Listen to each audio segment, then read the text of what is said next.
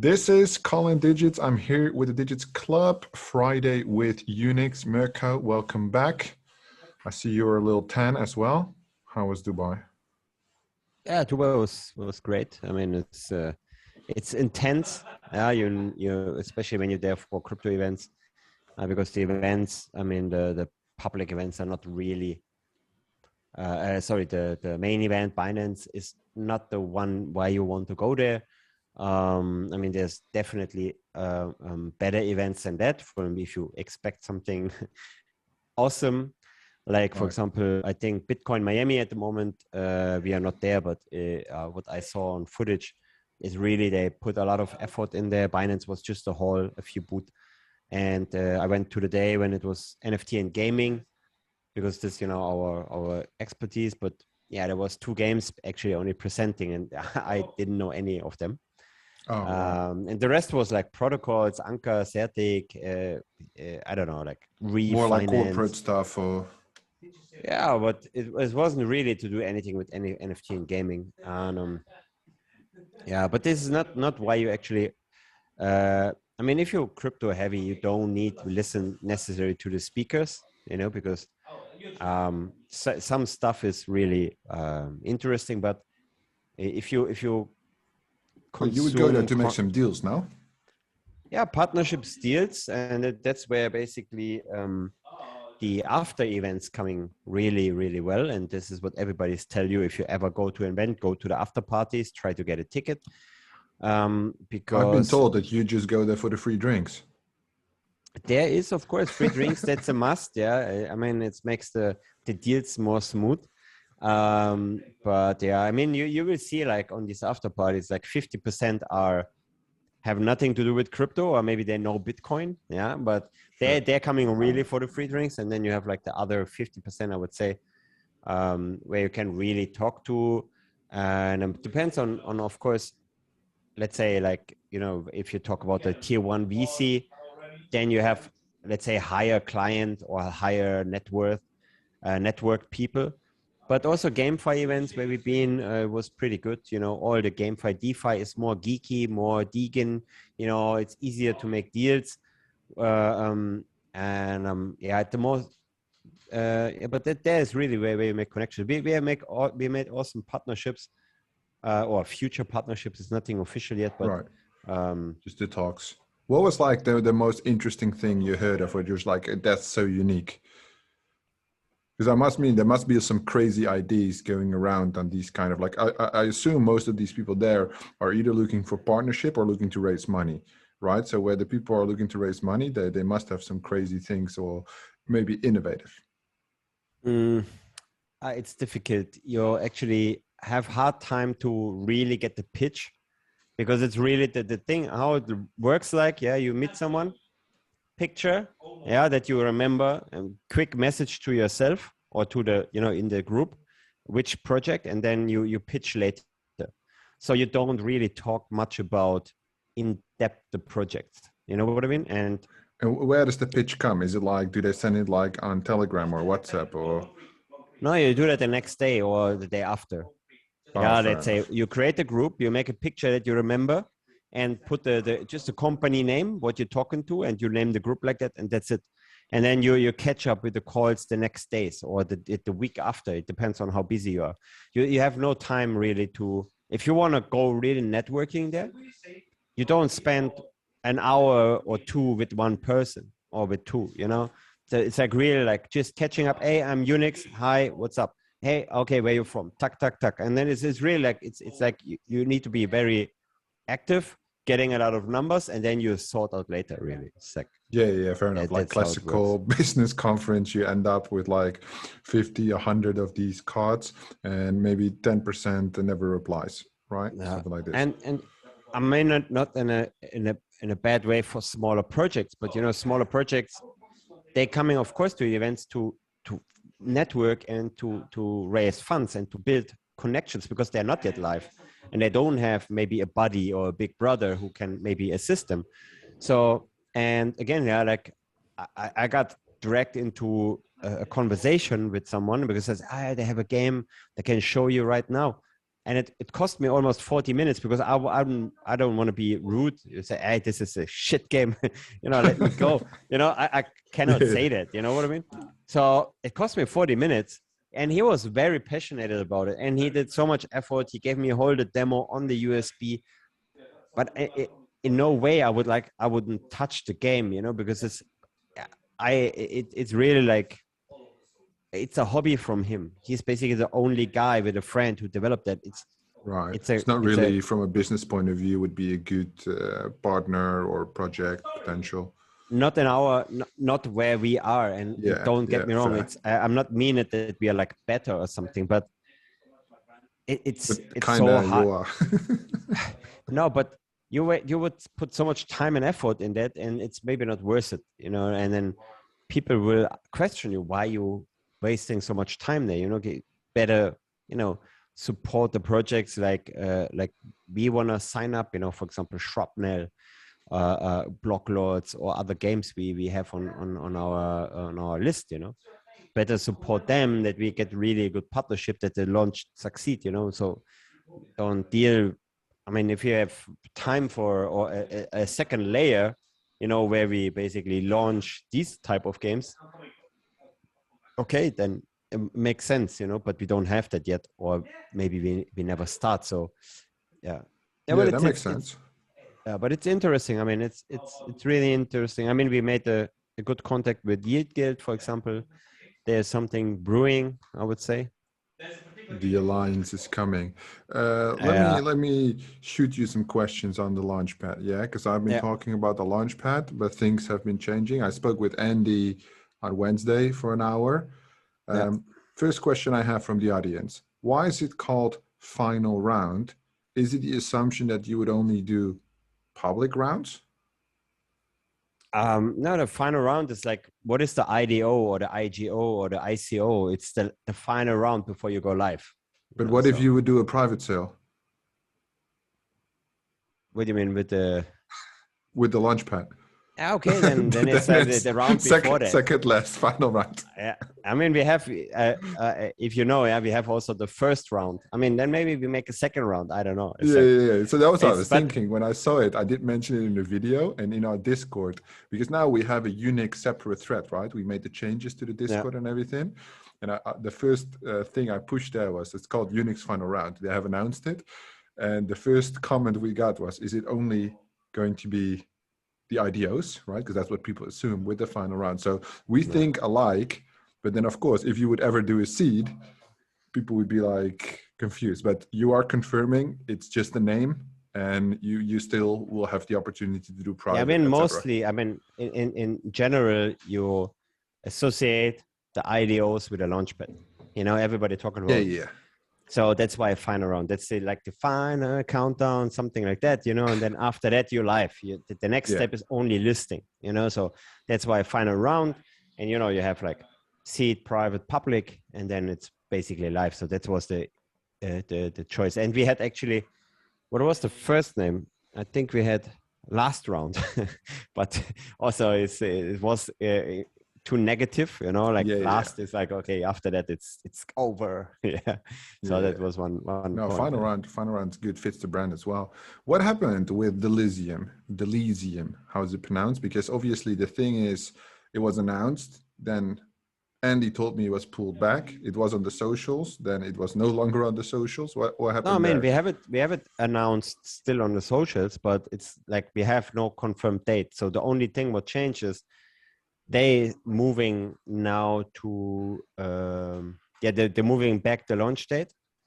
But because quite a bit from, I don't know if we're allowed to say it, but I got some idea on the launch date, and it's not like a week or so, right? It's quite a bit. Yeah, I mean, they saying it's June, but I mean, it's, again, we cannot do anything about that. It's their decision, and this is a little bit where we rely on that. And for us, it's kind of, I mean, once a Launchpad is live, it's not so crucial anymore if they push back or not, because there's several launches lined up, But I mean, for us, it's crucial which game gonna be the first, because this is should be in success. And Delesium, I mean, we got like they have some, they're pretty undervalued. I don't know why people not have that more on the radar. But yeah, we're looking maybe as on a Binance listing or FTX listing straight after that. So that's going to be huge on the volume side, you know, after the launch.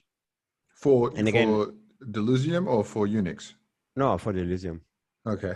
I was about, wait, Yeah, what are you saying right now? No, no, okay. But Unix, in that case, why would they pull back though? Right? I feel like when that's something that's communicated, just from like an investor point of view, now, you know, that the Unix Launchpad is taking some time, right? The investors are patient, but they are not as patient as you might think from like a critical point of view, right? Whereas sure.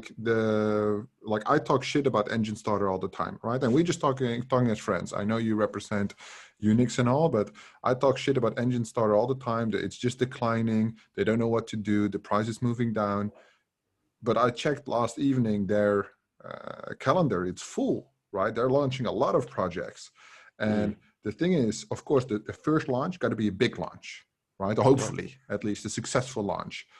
But then, of course, Commerce, right? Marketing wasn't good, right? Then Delirium is coming.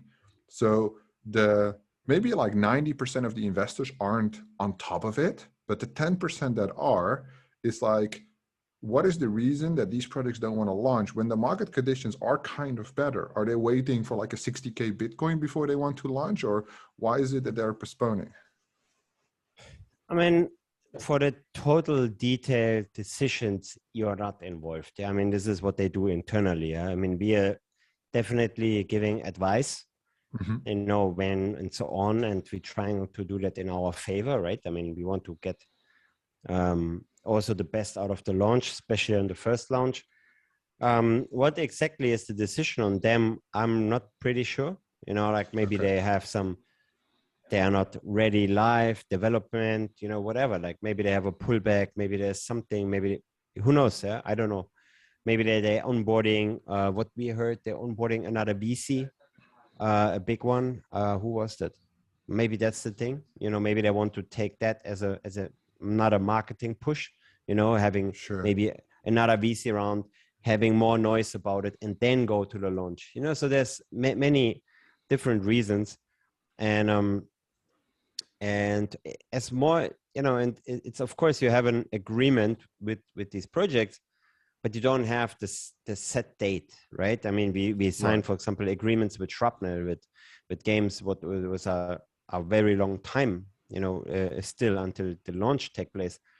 So and nobody can give you a launch date half year or 9 months down the road, right? So in the agreement, you cannot nail them so hard on the date. Then they will say, hey, sorry, then we don't do it. You know what I mean? So it's a little bit difficult, but we got like the legal, so the contracts are that made that basically once they sign, they need to fulfill the launch, right? The only person who can basically step back is us, you know, if you don't want, kind of, yeah. And yeah, so I mean, yeah, sad. I mean, like, of course, but we working on projects now. I mean, now there was a pullback a little bit on BTC. I don't know. It's like definitely there gonna be a few. The marketing push is gonna be like we gonna line up 5 to 6 games. The ones we are signing. I mean, now we really closing. We're talking to 17 games at the moment. Delusium is signed, and then we're signing the next one today or tomorrow. I need to I need to check with Andy. But the marketing goes like that. So basically we will sign up 6 games. Once we have 6 confirmed, the one it's one is maybe a little bit not the one, not in line, you know, or that's the first, the second, the third, you know, not like that, but 6 games, and then we go live basically with the Launchpad, and then it's another time until they launch. But we have a listing now, I think maybe in the next week or so, MEXC, and then we also push for OKX then again, and Gate and KuCoin. So something. Do you think that's for the Unix token, yeah? Yeah. Just to clarify, do you think that utility of that token, right? Because obviously the Unix ecosystem, or the Unixverse, right, as it's now branded, that is structured in so many different parts right now, relative to bringing in the Launchpad. On your scale of priorities, where would you say the Launchpad fits? Because I would, if I would analyze it, I would put the guild on number one, right? Because that's basically your core. That's what you guys bring the expertise. The Launchpad is basically an addition to support and expand the ecosystem. But would it ever be, let's say in a bullish market, let's go fast forward 6 months from now, would there be like a situation where you would launch like one project a week, or is that like too ambitious? The ambition is not there? So it's two questions. Yeah. So first, of course, guild is priority number one.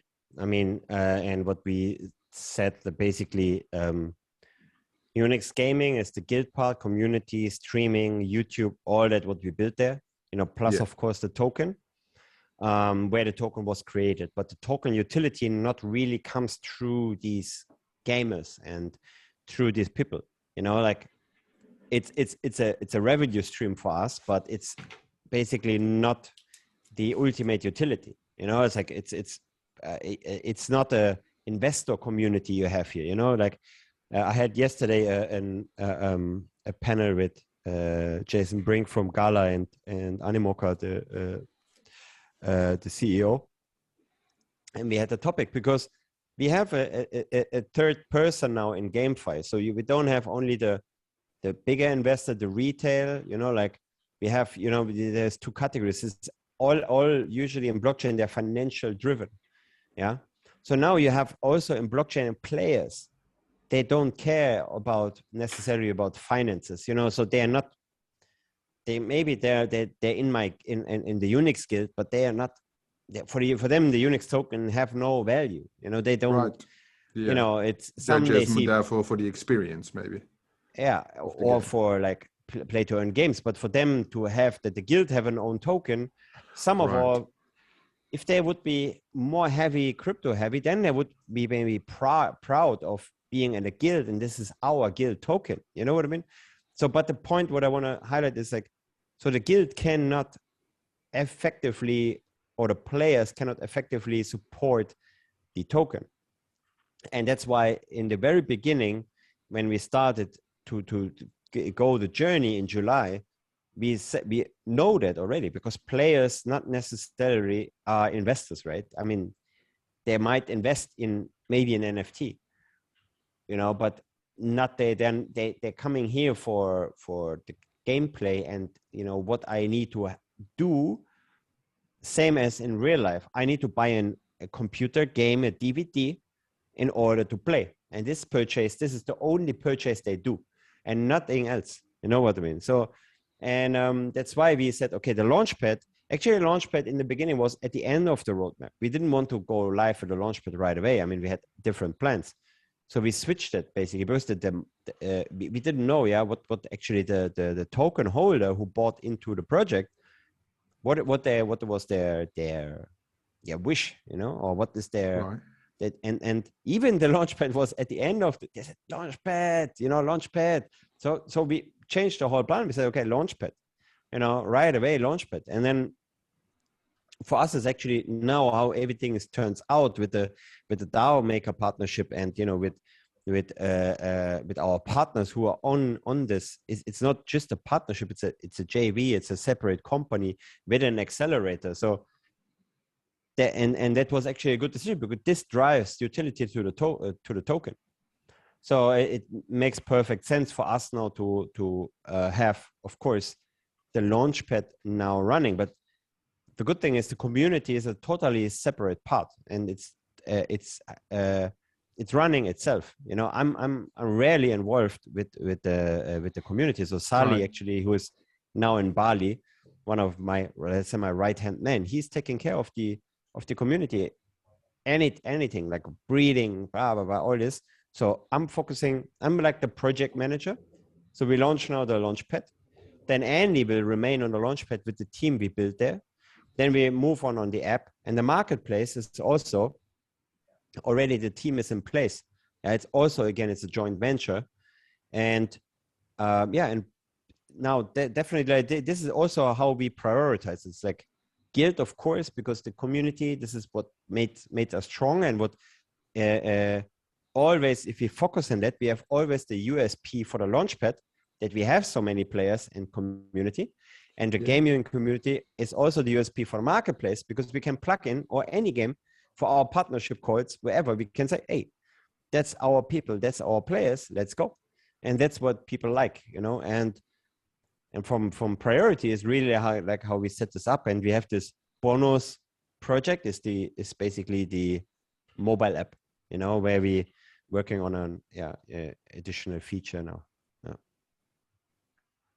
Ambitious. All right. So Andy will at the end of the day be the person in charge of the Launchpad, and then just basically management of the Launchpad. Yeah. I mean, he is still doing other tasks, but for onboarding the projects, and because the due diligence is basically not done by us, we will pass it to DAO Maker. SL2 is the tech part. But from the partnership side, getting basically that running, and for me to have an accountable person, that's him basically for the Launchpad.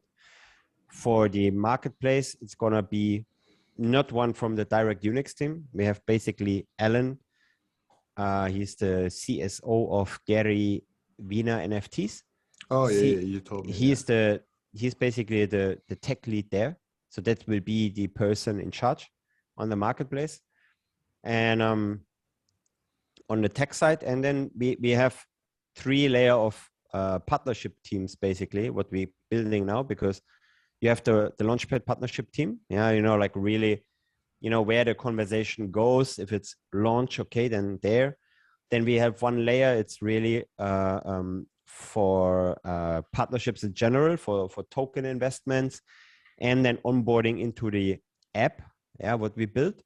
And it's just like it's really not a heavy deal. The one that looks like Tinder, yeah. Which is not Tinder, but no, it's not Tinder. And we still it was just the first layout, and now we work with the finalization. And then we have 1 partnerships team for the marketplace, because marketplace is a little bit different, because it's very technical. Because basically we can white label the marketplace for any project, who need a scholarship program or any credit facility. So, and if you're a game and you want a running marketplace, and this is actually, it's a high demand, because there's so many people there not really familiar with blockchain and what's trending and so on. So they can plug in our marketplace, and just we can do the UI UX, and then here we go. So they need to be kind of and there's, again, like in the beginning I will be overseeing, and then at the end, just overseeing the whole. And then once we got everything settled out, then maybe a half month, 2 weeks, take a breath, and then we move on with the next things. So when you would, because obviously the whole Unix first is like a range of assets, what would you say in regards to the Unix Final Round? What would be something, or do you have something in mind that you would build on top of this, or on the Launchpad side, how you would expand that? Because obviously you're competing. Well, we keep track of all the Launchpads, and it's an ever-growing list, right? Almost every single week there's another one popping up. Is there anything apart from, obviously the DAO Maker deal is huge, right? But apart from, because on market cap they are the biggest one at the moment, but on like the let's say evolution of the Launchpad, right? How do you reckon you would get an edge on the investor side, not necessarily the game side? I mean, we have a few, I would say, ideas how to involve the Launchpad, and this is something. It's high. It's really like just a very minor ideas, what we have around it. I mean, because it's now to plan what we're gonna do in 3 months with the Launchpad. It's a little bit too early because there's so many things. Like I think taking advice from Hatu, you know, like he built. If you see, he have mints now on DAO Maker. He have a stable farm on DAO Maker. You know, like so that's really like good stuff that you have. Like really, people can utilize your platform more than just launches. And this is we will do definitely. I think doing a similar approach. I think we're gonna. Maybe, sorry to interrupt you, but the stable farm, I did see that. That's more of like a DeFi yield farming kind of thing, no? Yeah, but So he, for the I mean, Launchpad investor, it doesn't really have any added value apart from um, basically expanding his business practice. That might be an interesting one because when I don't know how the Launchpads works like internally. All I know is that when I made the calculations on a Launchpad, for me, the effort is not worth it to do my own Launchpad, right? So we do Digits Pad is going live next week. That is our Digits Launchpad, or at least the front end guys don't hold me to the staking and everything, but the design is ready. But it's not an actual Launchpad because we don't scout projects. We don't do all the stuff involved, right? We just plug in the partner spillover allocation, and then we do that with our community, how we like to do that on like a friend handshake deal yeah, type of way. But when no, I see I like that. Launchpads I like that charging concept. Yeah. like a 5% fee on the raise, right? And they raise like 100, 200K. I'm like, you do all this effort and you're making like 10, 20K per launch. That's No, in the crypto it's space, that's bad business. no, you're not make launch pads are not profitable. I mean, not that they are profitable, but you don't make a big chunk there, you know. And we knew that, and it's not because for us it's not like we are not only a launchpad project. You know, Yeah, this is the big advantage we have because we have the guild, we have the launchpad. Well, it's just a bonus on what we leverage actually already the community side, you know, to make the launchpad happen. And I think that's a very good benefit from us. That's why it doesn't matter the effort. It's more about the acceleration we put at the end, and yeah, you know, all the deals and network we get, because through the contact we get, like for our PR agency, we get deals there. We get deals either, you know, like uh, um, for acceleration and not heavy advisory, for advisory. I mean, because a lot of these games or projects, they're going to the market the first time, and maybe they have just VCs who supported them financially, but not with strategy. So, and then we make 0.5 on, or let's say we signed a game for the acceleration where we get 5% total supply. There is where we make, let's say, the money, you know. right. More And like indirectly. yeah, so, and the Launchpad is just another like yeah, to do partnerships, for example, Avalanche, get more exposure about Unix brand, you know, like, oh, what's the Unix token and so on. And I mean, for the holders, and not only the legendary holders, but we're planning now, we're mapping out the NFT drop. And this is definitely, we're going more set from token, that will not make another token, but we support the ecosystem basically with NFTs. And then of course you will benefit it, you know, based on your rank, you know, if you can get the NFT or not. And yeah, we still the final tokenomics about, let's say, the Unix verse, like how this can work all out. It's not yet done, but definitely by holding the token for the Launchpad, and by a growing ecosystem, because we want you not only to be a fan of the Launchpad, we want to see you. I mean, of course, if you're a fan of the Launchpad, that's the reason why you're basically with Unix. Maybe you just want to, yeah, but I mean, the marketplace is interesting, you know, if you're flipping NFTs, because the marketplace have same also APIs integrated for whatever the OpenSea. You can basically trade any NFT on the marketplace if that's something, you know. And yes, OpenSea is a big player, and I'm not aiming, you know, at the moment to compete with them, but growing over time and being innovative, maybe you can utilize the whole ecosystem. So if our NFT line is successful, then all the royalties they're gonna buy back Unix token. You know, so this is something. Right. In addition, Strategic question maybe, yeah, from yeah, like the point of view. If you're building all these assets out, just like yeah, we are as a team, right, as a community, are building out all these assets. We had a vote last week with our DAO to agree to take a step back of the quick expansion, because it's still expanding real quick, but to more dial in the focus on one thing. Don't you think if you're pushing up this many assets that you are diluting the value of the ecosystem instead of doubling down maybe on other assets that you already have? Like, for example, your guild is huge, but it's not the number one guild. who said it? What do you think about that? Why it's not number one guild? What is the definition of the number Let one guild? me put it on a cheeky market cap in that case, so I know I'm right. Yeah, okay, but what is so? What is the?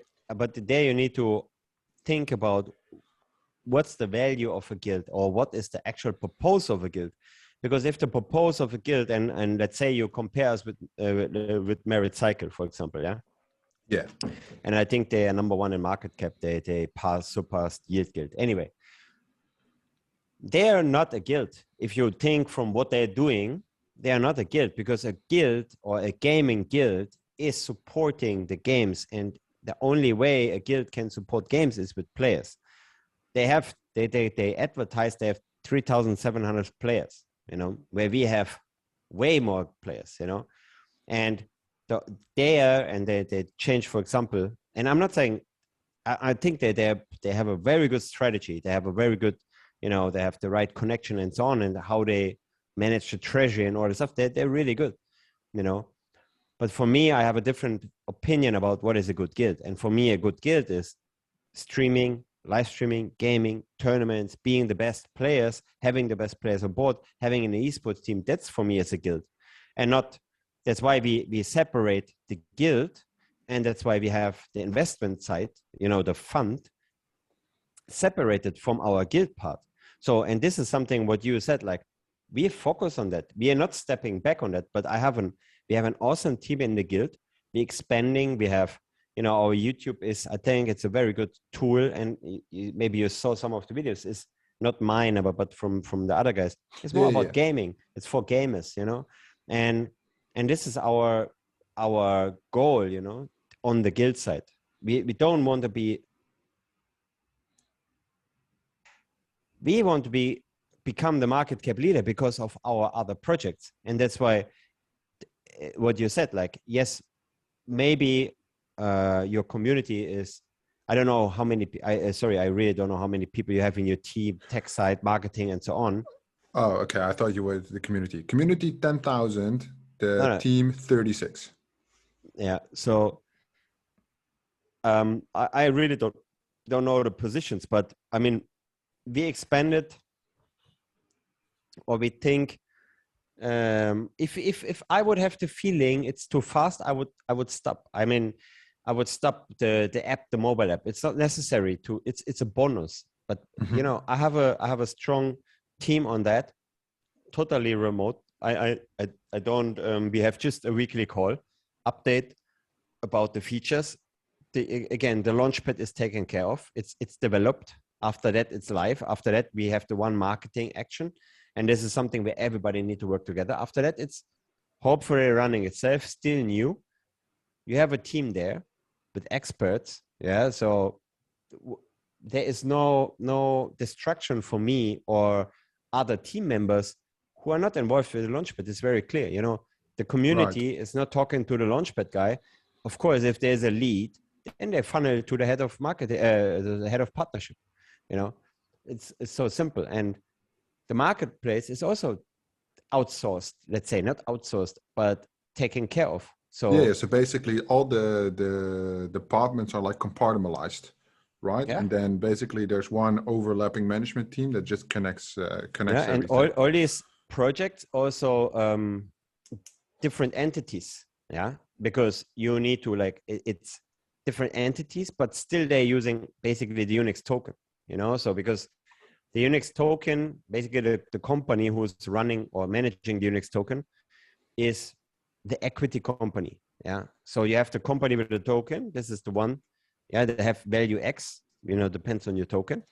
Yeah. And then you have the management company. And this is actually have really only based on salaries and estimated revenue. So giving now this management company more companies to manage, let's say marketplace, and having all the costs running now through the management company, increase also the value on the valuation. So if you think on a valuation side, if you want to give shares or if you want to go with Series A, Series B, or whatever, and is the ambition there for you? To what? To raise normal money? Yeah, of course. Yeah. Yeah, I mean, we pretty hooked. I'm pretty together with our partners on the marketplace since Fractal raised 35 million on seed equity. Our goal is to make same or more On the marketplace alone or on the Unix first? on the marketplace. All right. That's And this is just because we have an all-star team there. I mean, really from, Fractal have basically maybe a bigger name on the because it's a co-founder of Twitch, yeah, Justin Khan. Yeah. But from the NFT side, the tech lead, he is well known in the space. I mean, That marketplace, will it carry the Unix branding or will it have a different standalone name? No, it will be separate. Separate, okay. So you say it's a JV, yeah? So it's not necessarily part of directly connected with the Unix ecosystem as a whole. No, it will be. It will be because you have basically, I mean, the royalty or the fees, not the royalty, the fees structure have two reasons. They're having, first of all, support, the growth of the marketplace.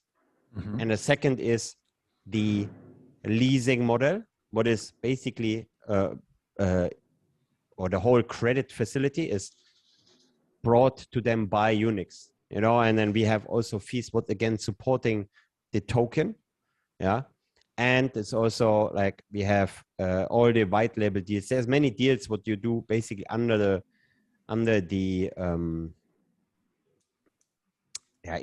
included in the fee structure. Sure, yeah, what it goes all back again to Unix. I mean, that's why we funding the marketplace, but we don't want to make Unix marketplace. It's not fit in the branding. You need to have a very light, universal marketplace for NFTs. What, yes, buy and sell, I don't need to mention, right? That's usually a marketplace do. Our focus is the credit facility, what basically, and also an NFT Launchpad basically in that marketplace. And this is supported by Unix Gaming. So you have tech lead, yeah, you have the tech team, and they have Unix Gaming. So again, Fractal position themselves as a gaming launchpad.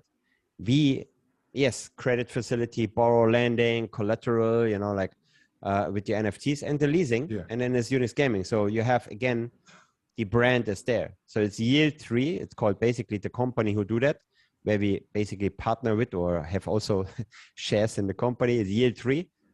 And Unix Gaming. Yield 3 is basically the developing company. They're having their race soon, and they're building basically as people from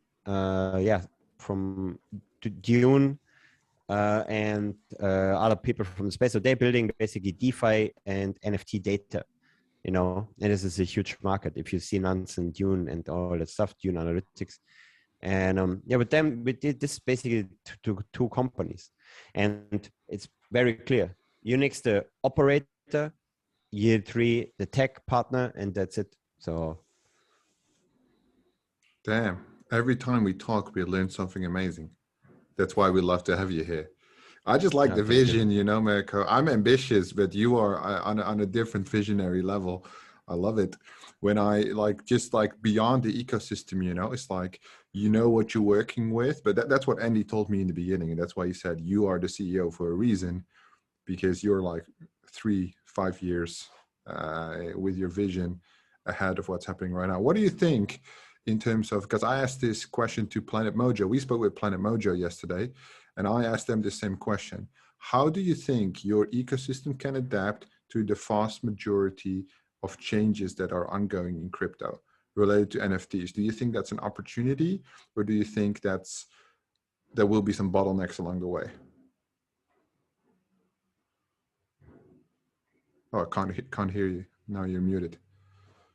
Sorry, I think we well positioned. I mean, like, because either even the scholarship model is not sustainable, and this is something we expect. I mean, it's not something we push hard, and this is the only way we have.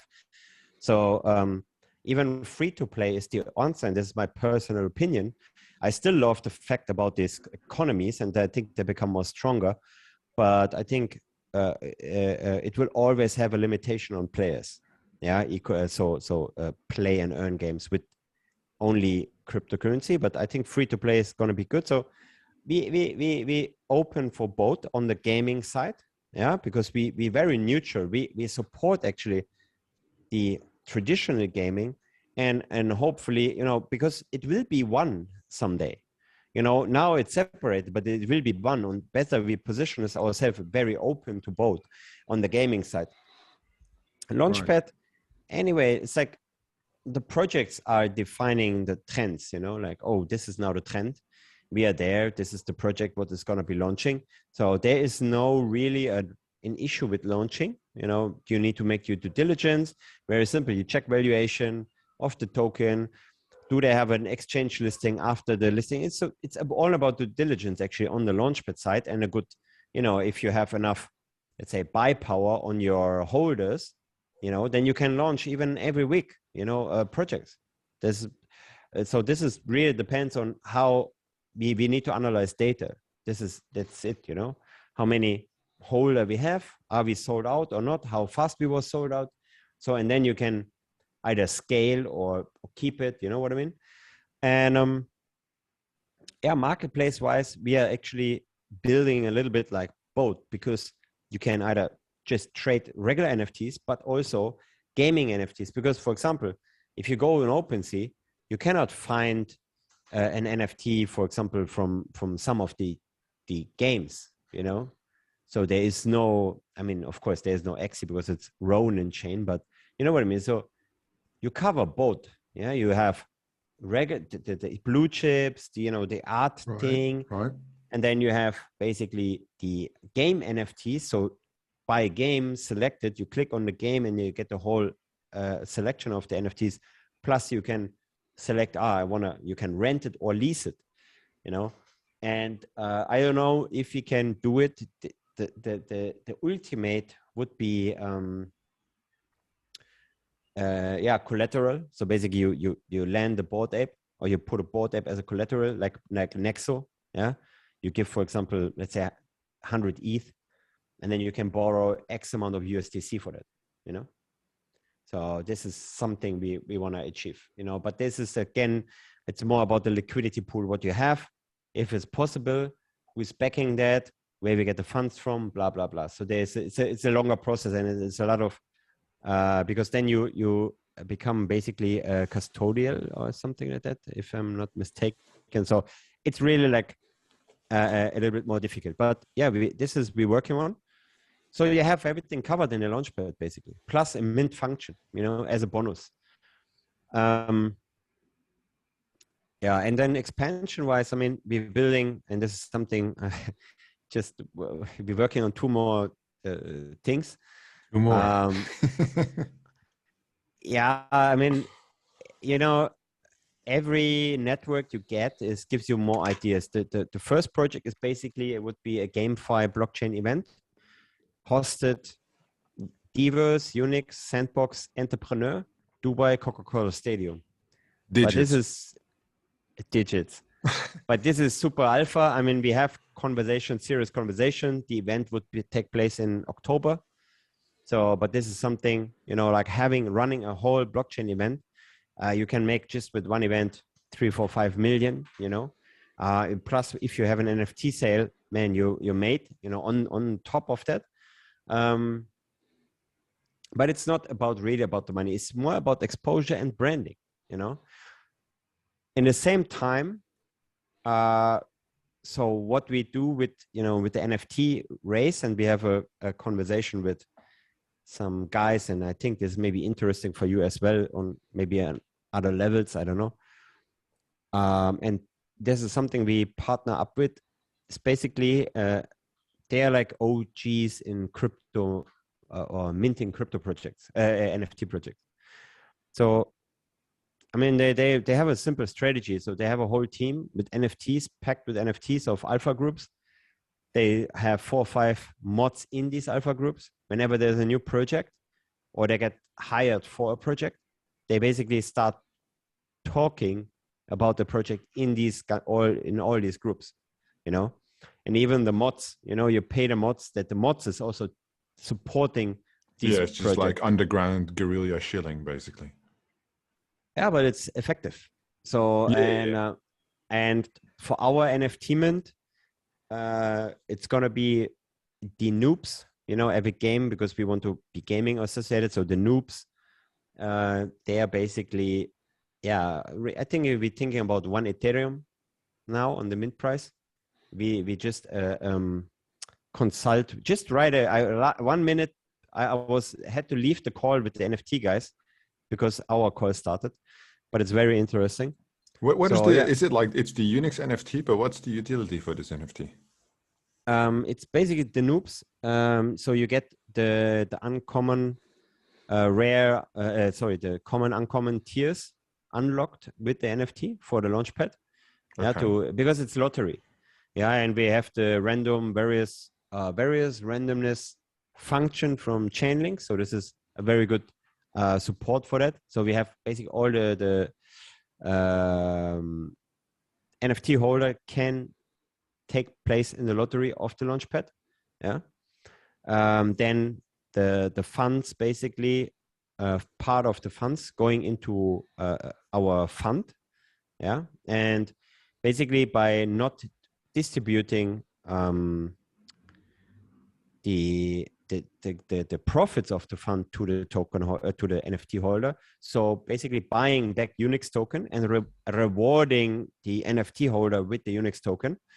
This is basically how you go the legal way around it. So it's not a security. And then basically you have a liquidity pool where your Unix token will be, and then I don't know if it's technical possible to use the same pool we have in the staking, you know? Yeah. Or is it a separate pool? I need to find it out.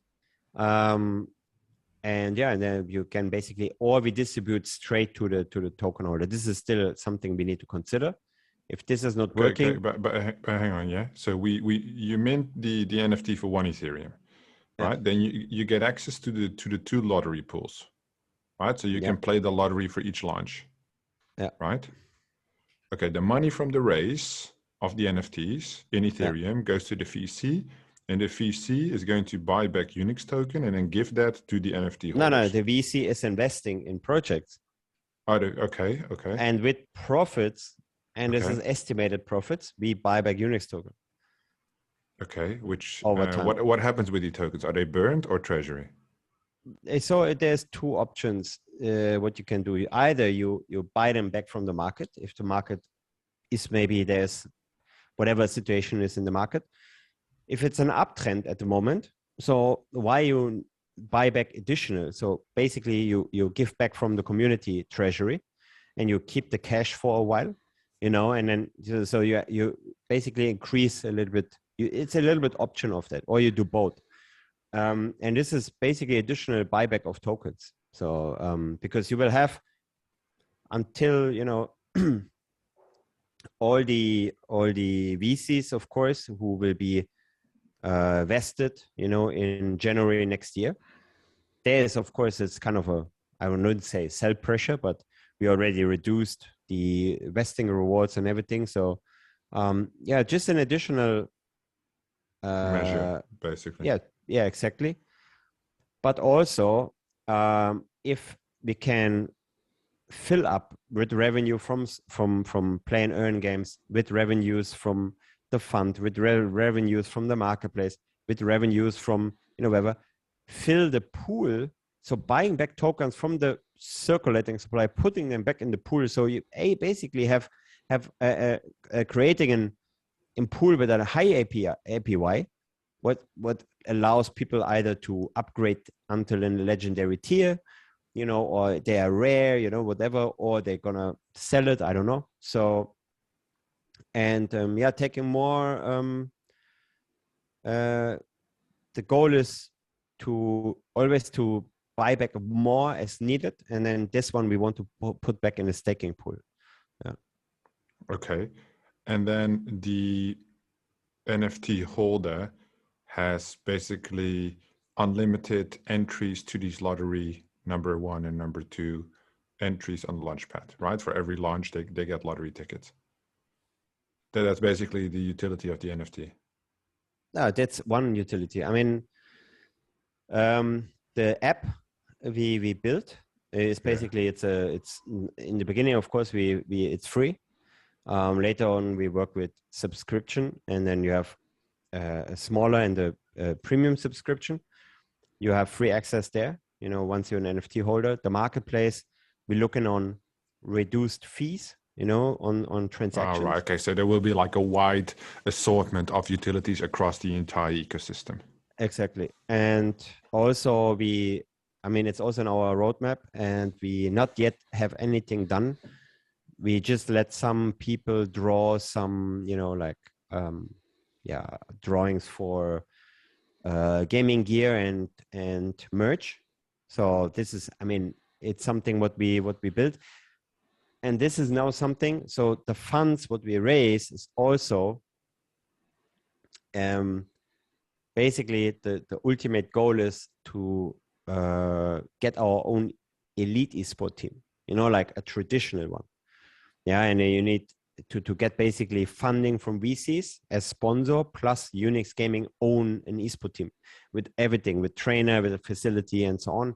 And this is something what we do as branding, and to be visible on tournaments and all that stuff in traditional gaming.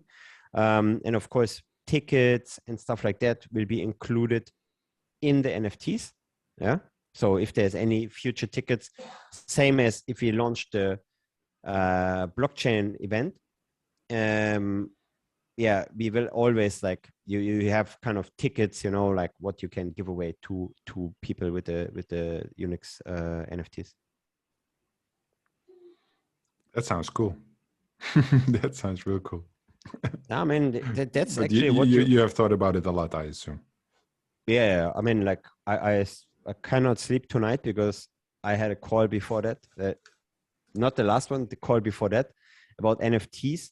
And this is actually cool. Yeah? I mean, there's people, there's an NFT, and you can, based on what's, let's say on events, let's say after each transaction, their EOS is growing, so it's an NFT what will evolve. So it's not gonna be the same every day. You might wake up and, whatever happen, you can set, of course, when you create the NFT, what happened to the NFT. So it's basically an NFT what can change mind on based on NFT price or Bitcoin price. If the Bitcoin price is down, then it could be a sad face, and it's continuously changing. It's pretty cool what they're doing. And I got too much in my head to build something with them as well. The NFT world is definitely very interesting, specifically apart from the status part, right? I think one of the most interesting things is all the amazing things that we can do currently with them, and hopefully in the future. One thing, perhaps before we go, did you ever look into tying up allocation through NFTs? So where basically the vesting can be resold? Can you be more specific what you mean by that? Basically, you invest into an IDO, but instead of it being registered on your wallet, it's registered on an NFT, and you can basically submerge that NFT with your wallet to claim the vesting. So it's then assigned to your wallet, but you can also basically put it back into the NFT and resell the leftover vesting. I think it's pretty cool. I know these kind of vesting things are with like kind of how it's called unvest. Basically you have vesting contract with based connected with your wallet, of course. But you can basically on unvest, you can sell the remaining vesting contract, you know. So whatever is left, you can set the price and maybe someone buy it, you know. Yeah. So and this is, I think, almost similar. So it's basically just tied to an NFT. So if the NFT change the holder, then the holder will receive the tokens, right? Right. Okay. Yeah. I it's cool. Pretty cool. I liked it. That's basically if the LP is not working, you know, with the NFTs, then this is basically the option we're looking for. You know, that you get on your NFT, you get basically the tokens back of the buybacks. You know what I mean? From Unix. Right. Yeah. Yeah. And that's basically how you would create a self-sustaining economy over time, right? With like growing linear upward trend, hopefully. Yeah. This is what we want to do. I mean, because noobs is one thing, then you can, upgrade them with skill. Yeah. So skill is basically another NFT. And then you have also the leads. I don't know if you know that synonym 1337, the leads, the cheaters. You know, there's more about this whole thing. What we're also in touch with now with NFT worlds, actually, because buying NFT world, I think the one guy that gave us a proposal for, I think, 7,500 to build on the whole NFT world, because at the moment we stretched with the game studio. And to build basically a game experience, and then while you're holding the NFT, you can basically plug into the NFT world.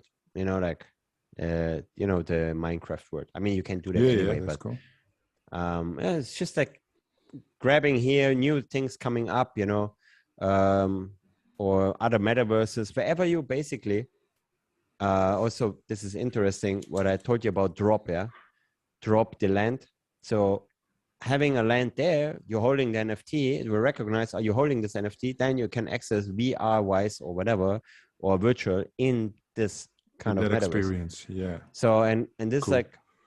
that's why creating kind of an NFT community is, I think, super important. I agree. And yeah, really, like, I think Bored Apes is, of course, you cannot replicate that in that measure, but you can just build and again, like over time, everything becomes, if you keep on building and upgrading and supporting and, you know, looking after trends and, you know, like and bringing the actual value, right? I think that's quite important, because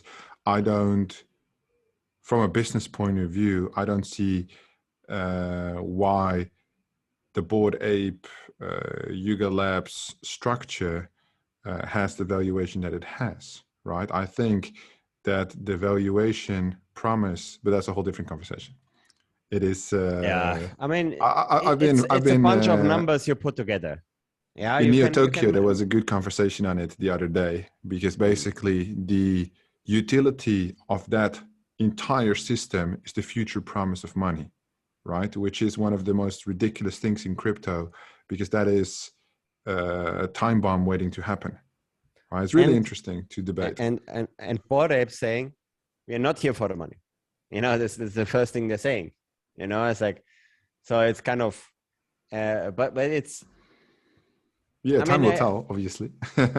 Yeah, but I mean, they're so big, that doesn't matter, because crypto is. No, but I mean, for the holders at the end of the day, you know, when you had a Bored Ape, why did the price go from, let's say, 80 Ethereum to 110, right? The floor, because of the ApeCoin airdrop. But the ApeCoin airdrop has no utility apart from the promise of that money in that moment. It has a future promise of utility, but a future promise of utility is no direct value. So for a business, usually I would say the foundation of business is you give me money in exchange for something worth of value to you, right? But a future promise of appreciation, that's still nothing at the moment, right? You feel me? Yeah, but and that's risky, because I feel like if they're pushing like mass adoption, right? So 90% of the people have no clue what they're doing in their audience. So that's how you get shitty regulations from governments. And that's what they are also responsible for here. True, but, you know, if you think about valuation or how crypto works is, and it's not about the token and asking, okay, what's the utility? Because it's, the valuation is based on, you know, the numbers, the brand, the names who are invested. That's all that matter in crypto. Yeah, sure. At the end You of the day, it's have, just supply and demand. But I just think it's we had a huge argument, and when I say we, I mean I just watch and troll the chat while the people in Neo Tokyo make a fight out of it.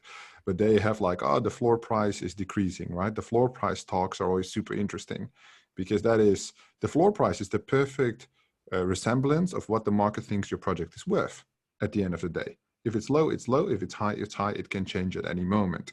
Why is the Bored Ape so high? Well, obviously, I think primarily because of branding, because apart from status, there's no other reason to hold a Bored Ape except for the potential appreciation in value, which I think you would hold that asset for, which makes sense, but I think it's extremely risky if there's no... of course, that's why I'm thinking projects who really building, I mean, and they're, of course, they're building something. Yeah, I mean, they're going to be a game out of sight and so on. And who knows, I think they're setting a few standards here. Also, they're looking for building a marketplace. Yeah, I mean, let's see, you know, but doesn't mean that they are like, they are the one. And this is like a little bit the problem, because I'm thinking you need to like look at projects, for example, like Cybercon, but also yeah, Cybercons who've been also innovative, and they definitely bring more and more, but nobody talks about it. It's all about the hype, trend, and sometimes, you know, what you build doesn't matter. Like, man, I'm being on the conference, and there's guilds running around, like because it's easy to be in crypto. We are a guild, and it's like, no, it's like with any projects before. And guilds are even more easy because you don't need to have a token, nothing. And with NFT it's the same. So everybody is become like elite now because they're holding an NFT, or they're having a guild, a crypto project. And then it's like, it becomes so mainstream sometimes, you know, to be, I'm you know, crypto enthusiast and NFT holder and blah, blah, blah, you know. And yeah, man, it's a long topic. I think it's not for... Yeah, well, it's curious to see how it develops, perhaps for next time. And I believe in true hard work, you know. This is how everything was built, you know. Let's say Amazon wasn't built for, let's say,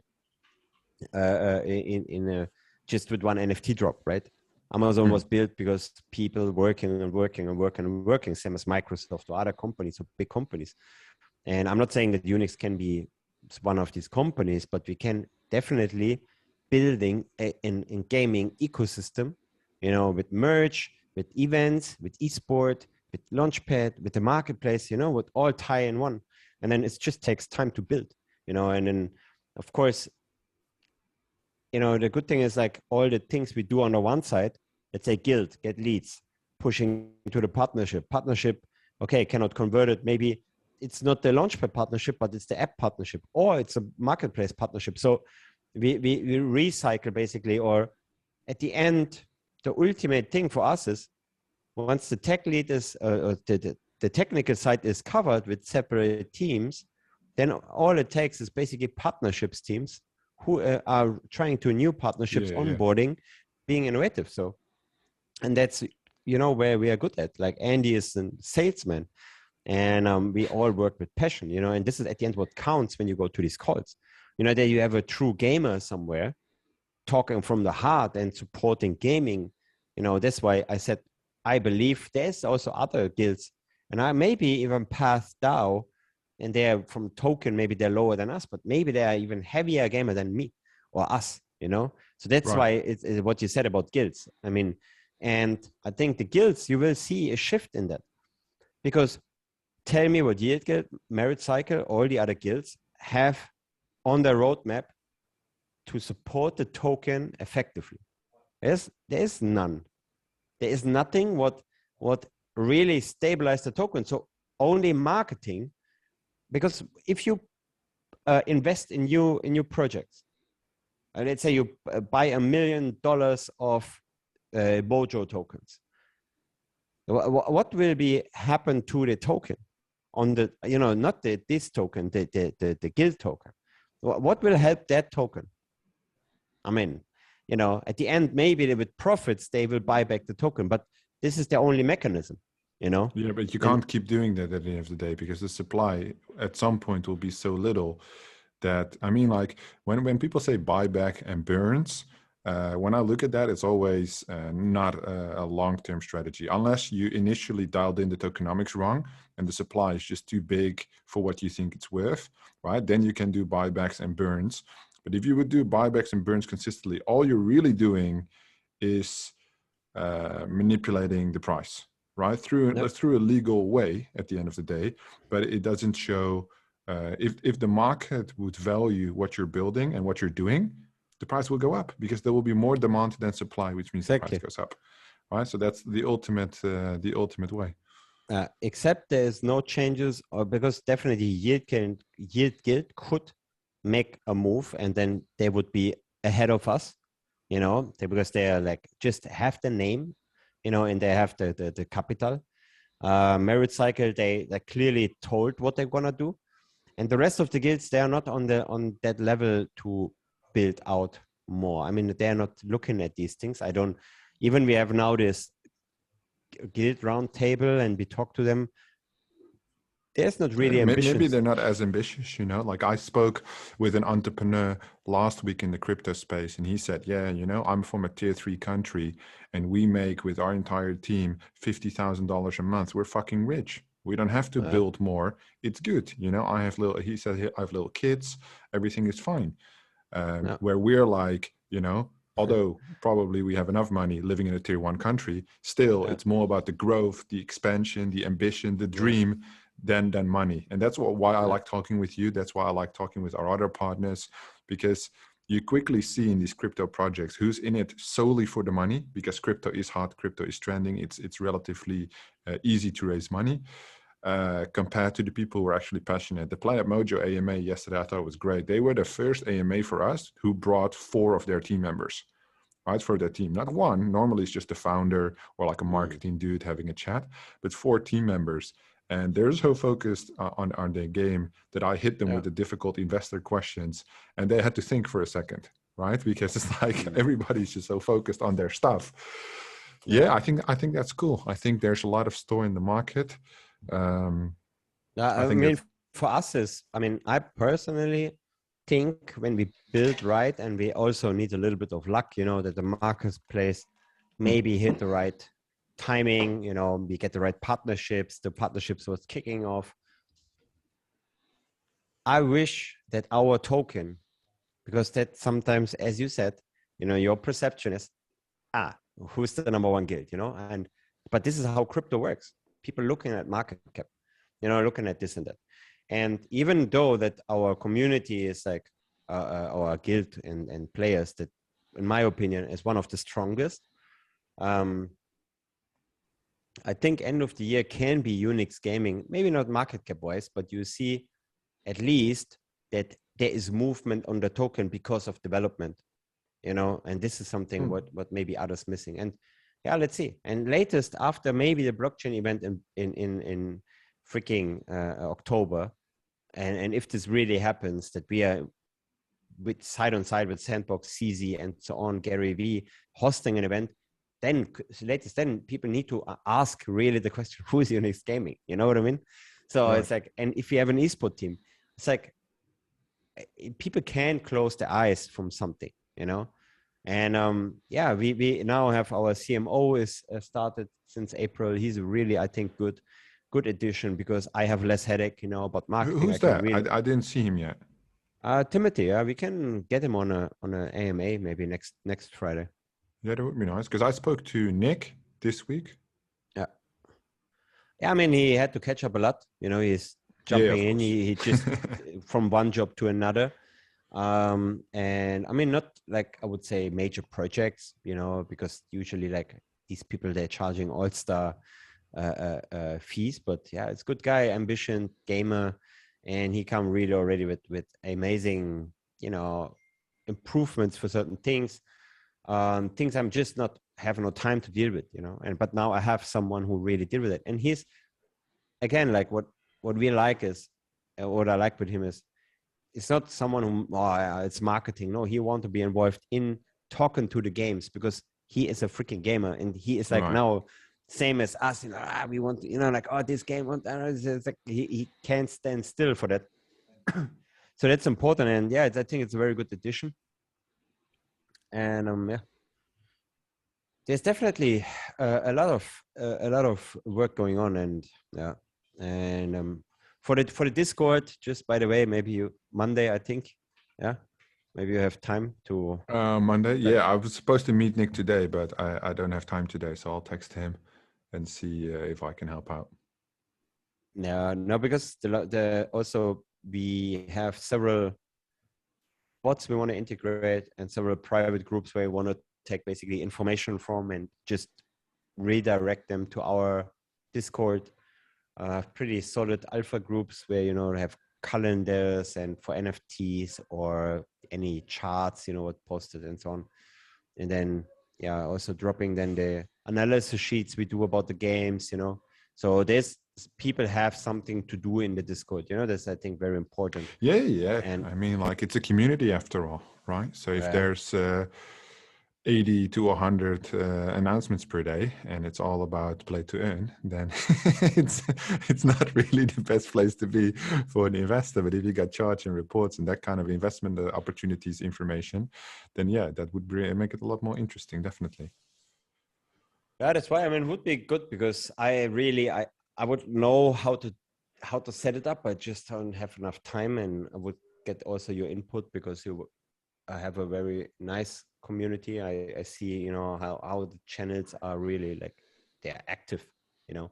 Even we have actually a good benchmark on our Discord interaction, but you know, this is scholars and stuff like yeah, that. they're very active, at least on that side. Well, Good that's a good morning, thing. sir. I mean, Good morning, sir. They're very passionate, so that's good. I see even on Twitter as well. They're very supportive of everything you guys are doing, and I think that's also a strong culture on that side, at least. But it would definitely be great to see that reflected on the investors of the Launchpad as well. That would be a goal. All right, Mirko, I'm going to call it a day. Thank you so much for being here once more. I would love to we'll have a chat next week. I will let you know in advance what that will be. Good insights on Final Round. I think we all have a good understanding now what we can expect moving forward, which will be a couple of weeks, I would assume, right? That's kind of the time frame that we're looking at the moment. Yeah, unfortunately, yeah. But no, it's all good. We're patient. We will support you. So we'll just talk about your projects when they're ready. Thank you so much. I hope to see you again next week. Everybody, thank you so much for being here. I hope you have an amazing weekend. Bye-bye. Bye-bye.